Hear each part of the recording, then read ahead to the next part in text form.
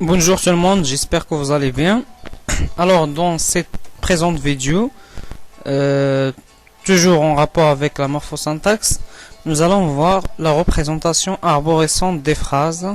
Alors j'ai divisé ce cours en deux parties. Cette partie-là est consacrée au cadre théorique. Et dans la prochaine vidéo, nous allons voir des exercices d'application pour que vous compreniez davantage ce que c'est la représentation arborescente des phrases.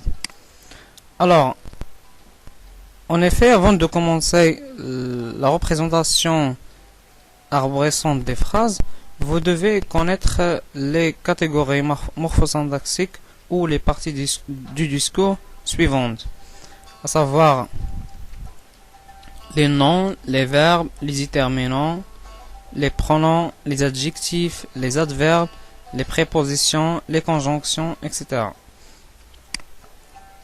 Alors, maintenant, nous allons voir l'analyse en constituants immédiats. Alors, pour les constituants, nous avons des constituants qui sont obligatoires et nous avons des constituants qui sont facultatifs. Alors, pour le syntagme nominal, c'est un constituant qui est obligatoire dans une phrase. Alors le syntagme nominal est constitué en premier lieu d'un noyau nominal qui apparaît seul dans le cas de nom propre ou de pronom. Lorsqu'on a un pronom ou un nom propre, le nom apparaît seul sans déterminant. Et ce noyau peut être accompagné d'un déterminant dans le cas du nom commun. Par exemple, le nom chat, il est accompagné, il est précédé d'un déterminant, soit un article, soit un déterminant cardinal, soit un déterminant indéfini. Alors,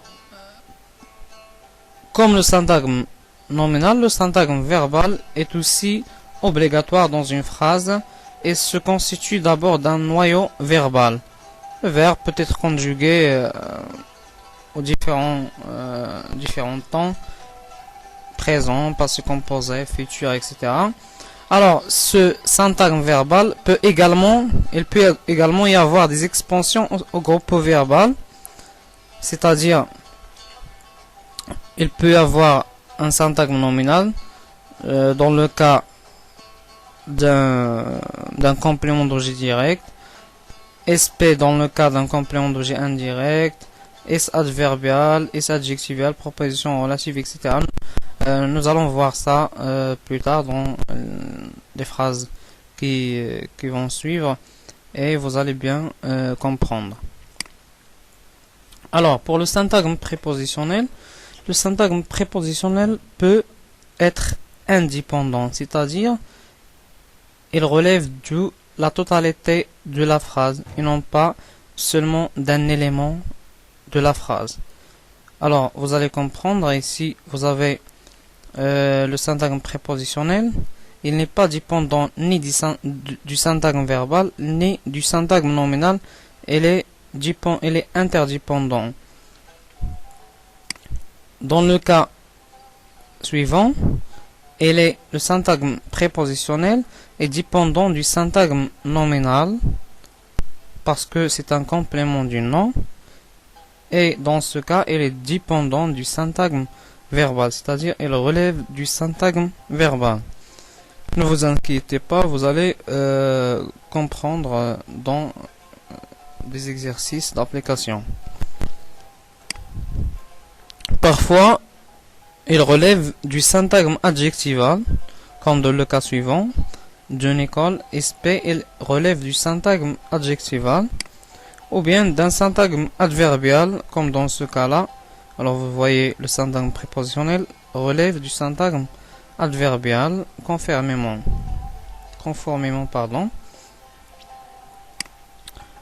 Pour le syntagme adverbial aussi, c'est un syntagme qui permet une expansion du verbe, c'est-à-dire ici vous voyez que le syntagme adverbial n'est pas indépendant, il est subordonné ou bien il est dépendant du verbe parce que c'est une expansion du verbe parler. Vous savez bien que l'adverbe, parmi ses fonctions, c'est de compléter le verbe ou bien de montrer le degré de l'intensité du verbe. Ici vous avez le verbe parler fort, alors on peut dire parler peu, parler fort, etc. Alors il change le degré du verbe. Il peut être indépendant, c'est-à-dire qu'il n'est pas dépendant d'un élément de la phrase, il relève de la totalité de la phrase. Alors comment sait-on qu'il est indépendant? C'est lorsque ce constituant là est déplaçable, c'est-à-dire on peut le mettre en tête de la phrase, on peut le mettre au bout de la phrase, etc. Alors parce qu'on peut dire évidemment John travaille, on peut dire aussi John travaille évidemment. Donc l'adverbe ici, c'est le syntagme adverbial, il est indépendant, il relève de la totalité de la phrase. Pour le syntagme adjectival, il permet aussi une expansion des syntagmes nominal, c'est-à-dire que dans ce cas-là, le syntagme adjectival relève du syntagme nominal puisqu'il complète le nom famille. On dit une grande famille. Donc ici, l'adjectif ici qualifie le nom famille, donc il la complète. Il le complète, pardon. Il peut aussi permettre une expansion du syntagme verbal. Du coup, ici, vous avez le syntagme adjectival et il relève du syntagme verbal et non pas du syntagme nominal ni de la totalité de la phrase. Donc, il peut aussi relever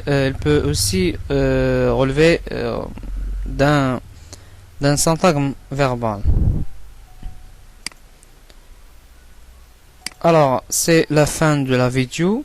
J'espère que vous avez bien assimilé l'ensemble de la représentation arborescente des phrases.